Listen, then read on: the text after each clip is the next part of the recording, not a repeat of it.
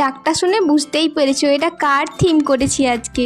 এই মিয়াও থিমটা করেছি একটা ছোট্ট পুচকে ভাইঝির জন্য। হ্যালো এভরিওয়ান, কেমন আছো তোমরা সবাই?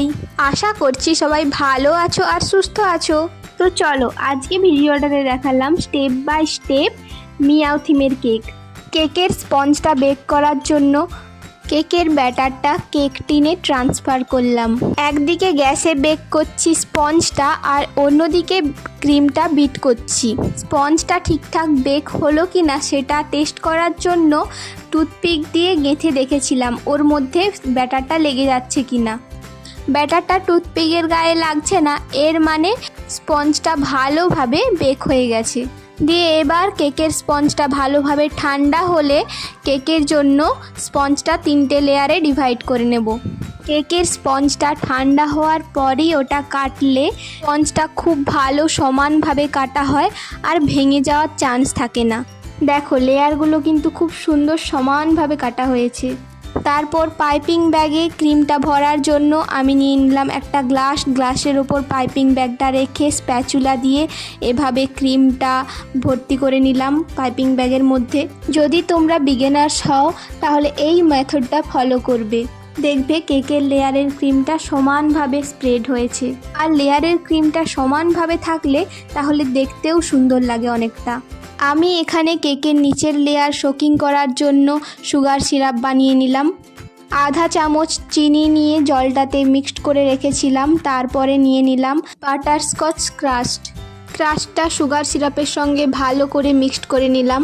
দিয়ে কেকের স্পঞ্জটার ওপর ভালো করে সুগার সিরাপ দিয়ে সোকিং করলাম। তারপর পাইপিং ব্যাগের সাহায্যে ক্রিমগুলো এভাবে রাউন্ড করে স্প্রেড করে দিলাম। তারপর প্যালেট নাইফের সাহায্যে সমানভাবে ওটাকে স্প্রেড করলাম। আমি কেকের লেয়ারে একটু কম ক্রিম দেওয়ার চেষ্টা করেছিলাম। আর তোমরা যারা নতুন বিগিনার্স আছো তারা কাস্টমারের রিকোয়ারমেন্ট অনুযায়ী ক্রিমটা দেবে। যেমন ধরো কেউ ক্রিম কম খেতে চায় তাকে কম ক্রিম দিয়ে বানিয়ে দেওয়ার চেষ্টা করবে কেকটা। এরপর ক্রিমটা স্প্রেড হয়ে গেলে ওর ওপর দিয়ে দিলাম বাটারস্কচ ক্রাস্ট। দিয়ে ক্রাস্টটা ভালোভাবে স্প্রেড করে নিলাম ক্রিমের ওপরে। ওর ওপর দিয়ে দিলাম বাটারস্কচ ক্রাঞ্চ। আর এই বাটারস্কচ ক্রাঞ্চটা বাটারস্কচ ফ্লেভারের কেককে আরও বেশি টেস্টি করে। আর এটা দোকানে কিনতেও পাওয়া যায়, কিন্তু আমি বাড়িতে বানিয়েছিলাম। দোকানের থেকে বাড়িতে বানানো বাটারস্কচ ক্রাঞ্চের টেস্ট খুব বেশিই হয়। নেক্সট ভিডিওতে আমি বাটারস্কচ ক্রাঞ্চের ভিডিওটা আপলোড করে দেব। দেখো একটা লেয়ার কমপ্লিট হয়ে গেল, এবারে মিডিল লেয়ার কমপ্লিট করার পালা। মিডিল লেয়ারটা লোয়ার লেয়ারের মতোই একই সেম প্রসেসে রিপিট করা হবে। প্রথমে স্পঞ্জটা রেখে সুগার সিরাপ দিয়ে সোকিং করা হবে, তারপর দেয়া হবে ক্রিম সমানভাবে, আর তার উপর দেয়া হবে বাটারস্কচ ক্রাস্ট, তার উপর দেয়া হবে বাটারস্কচ ক্রাঞ্চ। এরকম বিভিন্ন ধরনের কেকের প্রসেস জানতে হলে মাম্পিস কেক হ্যাভেনকে সাপোর্ট করো, লাইক করো আর সাবস্ক্রাইব করো। আর পাশে থাকা বেল আইকনটা অন করে রাখবে, যাতে আমি কোনো নতুন ভিডিও আপলোড করলেই ইউটিউব তোমাদের কাছে সঙ্গে সঙ্গে নোটিফাইড করে। তো এভাবে আমার পাশে থেকো, সাথে থেকো আর আমাকে একটু সাপোর্ট করে দিও।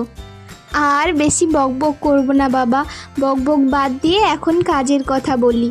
তো এখানে আমাদের মিডিল লেয়ারটা কমপ্লিট করে তারপর আপার লেয়ারটা কমপ্লিট হলো। কমপ্লিট করে এটাকে হালকাভাবে ক্রিম দিয়ে ক্রাম কোটিং করে নিলাম। ক্রাম কোটিং করে কিছুক্ষণ ফ্রিজে রেখে দেবো সেট হওয়ার জন্য। ক্রাম কোটিং কেন করা হয়?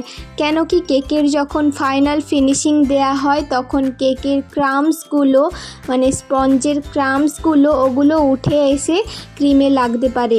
তো ক্রিমটা ক্রামস কোটিং করে রাখার পর ফ্রিজে রেখে দিলাম। তারপর খুব খিদে পেয়ে গেছিলো, আর এই বর্ষার সময় একটু ভালো মন্দ না খেলে হয়, তাই বানালাম গরম গরম ফুলকো ফুলকো লুচি, আর সাথে ছিল পটল আলু সোয়াবিন দিয়ে তরকারিটা সকালেরই ছিল, একটু গরম করে নিয়েছিলাম। একদম গরম গরম লুচি তো, তাই খেতেও দারুণ লাগছিল। So beautiful, so so elegant, just looking like a wow. দেখো আজকে মিয়াওয়ের থিমে কেক বানাচ্ছি বলে আমার জামার ডান দিকে মিয়াওয়ের ট্যাগ ছিল। Matching matching. চলো খাওয়া দাওয়া শেষ করে এবার কাজ করা যাক। কিছুটা ক্রিমে আমি পিঙ্ক কালার অ্যাড করে লাইট পিঙ্ক কালারের ক্রিম করে নিয়েছি।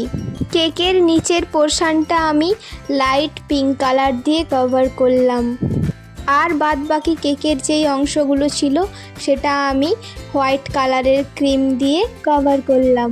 ফিনিশিংয়ের টাইমেও এভাবে পাইপিং ব্যাগ দিয়ে কেকটাকে কভার করে নিলে ফিনিশিং দিতে আরও সুবিধে হয়।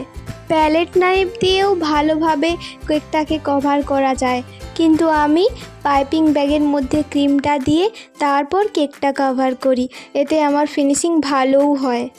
আর আমার বড্ড টাইমটা লাগে এই ফিনিশিংয়ের টাইমেই, কেন কি আমার ফিনিশিং করাটা যতক্ষণ না পারফেক্টভাবে ফিনিশিং হচ্ছে ততক্ষণ অবধি আমি হাল ছাড়ি না, ততক্ষণ অবধি ফিনিশিং করতেই থাকি আর করতেই থাকি।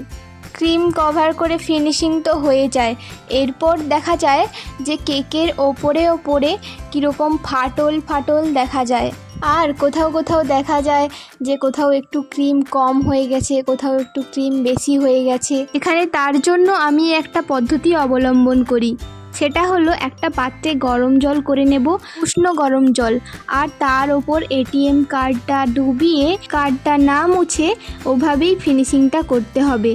তারপর ফিনিশিংটা লক্ষ্য করবে যে একদম পারফেক্ট ফিনিশিং হয়েছে। পারফেক্টভাবে কেকের ফিনিশিংটা শেষ করার পর আমি ক্রিমে ডার্ক পিঙ্ক কালার করে নিলাম, দিয়ে তারপর কেকের নিচের একদম নিচের পোর্শনটা বর্ডার লাইন দিয়ে দিলাম। বর্ডার লাইনটা দিলাম কেন কি কোনো কোনো কেকে নিচে বর্ডার লাইনটা একদমই বেমানান লাগে, আর কোনো কোনো কেকের নিচে বর্ডার না দিলে সেটা একদম বেমানান লাগে। দেখো কেকটা এই পর্যন্ত কেমন লাগছে। তারপর N1 নোজেল দিয়ে আমি ওপরের পোর্শনটা ডিজাইন করে নিলাম।